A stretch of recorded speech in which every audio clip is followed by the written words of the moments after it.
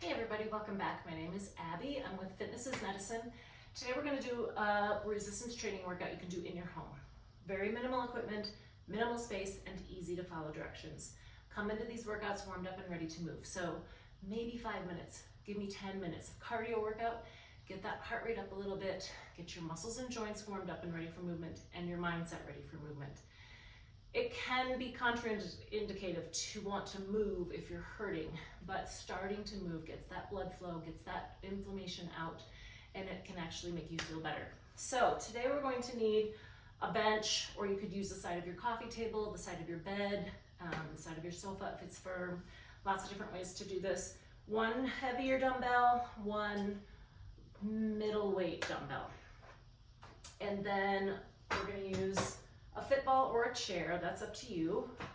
A little ball, just like a little playground ball.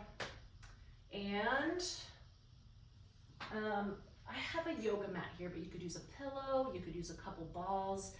We're gonna do some squeezing. It doesn't really matter what you use, but I'm just gonna use a yoga mat. So we're gonna start today with a one arm row. So we're gonna work your back, utilizing gravity and a heavy weight. So I want you to go one knee on the same side arm on the bench or your bed or your coffee table, whatever you have. And I want your shoulders level here. So don't let that drop way down here. I want to keep your shoulders level. Keep your neck in line with the rest of your spine. So a nice neutral neck. You're going to drive that elbow up, slowly lower it down, keeping your shoulders level. Now, I also want you to think about contracting your core here, keeping it nice and taut. 5, 6, control that weight back down. 7, think about squeezing your shoulder blade here. 8, 9, and 10. Okay, now I'm just going to turn around. Same side hand and knee on the bench. Make sure you're in a good flat position, flatten that spine. You don't want to be here. Good flat spine, contracting that core. Level shoulders, drive that elbow up, squeeze your shoulder blades here. 3, tummy nice and tight. 4, keep breathing. So I like to breathe here and then breathe out on the exertion. But however you're breathing is fine, just never hold your breath. One more, and rest, good. Okay, I'm gonna keep my bench right here. And we're going to do squats, body weight squats. And I wanna add a little hop as you jump, or as you come up from your squat. So I'm gonna go back here, so I've got a little room. So I want you to squat down, stand up, jump a little bit. And you can jump, like if you want to, you can jump higher.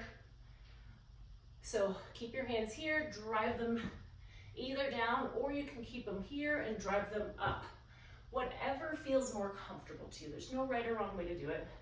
You can bring them here, help drive you up if you want. Just a little hop. You don't have to jump very high. Working on a little explosion, working on some power. Power is important in fall prevention. If you think about, if you catch your toe, you need a little power to catch yourself, right? 2 more. Hands back, up, or you can keep your hands forward and kind of bring them down. Like I said, whatever works best for you. Okay, I'm gonna move this heavy weight. We're gonna do another back and shoulder exercise here. We're gonna do a reverse fly. So same position, shoulders level. You're gonna bring that out to the side. Squeezing that shoulder blade. 4, keep breathing, tummy tight here. 5, neck stays in neutral. Back nice and flat. 9, and 10. Now, if you do reverse flies regularly on your own, and you have a weight that you like to use, pick a little lighter one, because this is a little more challenging when we're just doing one side and really having to stabilize. Okay, get that back nice and flat, neck in neutral, shoulders stay level, 1. Now keep that tummy nice and tight, help support everything else.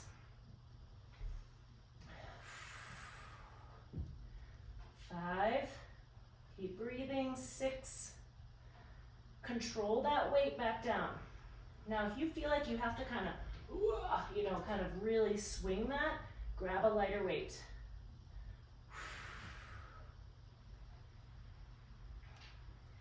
And 10, all right, good. Those muscles are tired. I'm gonna move my bench now out of my way. And I wanna do a little balance. We're gonna work on shins and calf muscles. So what I wanna do is walking with your heels, try to stay nice and tall. We've got those toes lifted really high. We're working on those anterior tibialis muscles, keeping them really strong. Point of this is so that those muscles are strong so that you don't catch your toe walking. Now, up on your tiptoes. Walk as high as you can. So now conversely, we're working your calves. Both of these are working lots of muscles in your feet and toes as well. All of these muscles are really important for fall prevention, balance. Okay, great. You can do those anytime, anywhere. If they feel really challenging, try to do them maybe next to a wall or next to your kitchen counter for your balance, and then work up to it. But you can add those into your walks. You can maybe add them, they don't have to be a lot, but add them in. Work on all of those muscles in your lower legs. Okay, now I'm gonna sit on a ball. You can sit on a chair or the side of, really anywhere, somewhere supportive. We're gonna do a knee and arm squeeze. So this is what I was talking about. You could have a couple playground balls, you could have a couple pillows. I've got my arms straight. I'm going to squeeze and then release. So while I'm squeezing, keep breathing. These isometric holds, as I've said before, can be really challenging to breathe through. 6. Now, your knees squeezing is working on your adductors, so those muscles that are on the insides of your hips, insides of your thighs. This squeeze with your arms is really working on your pecs here. And when you do both at the same time, your core engages as well. Breathe. Good posture throughout this. And rest. Okay, good. Last one. I'm gonna grab my playground ball here. You can use anything for this too. You could use a pillow, you could use a rolled up towel, really anything.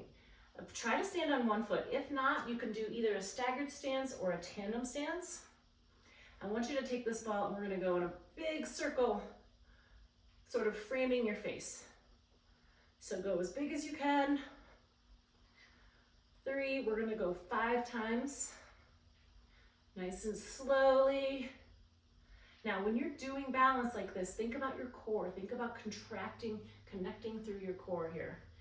Now, keep going the same way, other foot. When you do this again, go the other way. So take note right now of which way you're going. If you need to jot it down, the next time you go through these, go the other way. And then the third time, do one way and one the opposite. So you can choose which way you start and then switch. Doing it differently really makes a difference. Your muscles have to work and challenge each other. So try that. All right, so like I said, go through these 1 or 2 more times. Add a little cardio in between, get that heart rate up, and then follow with a good cool down and stretch. If you find that you need any modifications, please feel free to reach out to me privately or leave a message in the comments below. Otherwise, have a great workout and we'll see you next time. Thanks, everybody.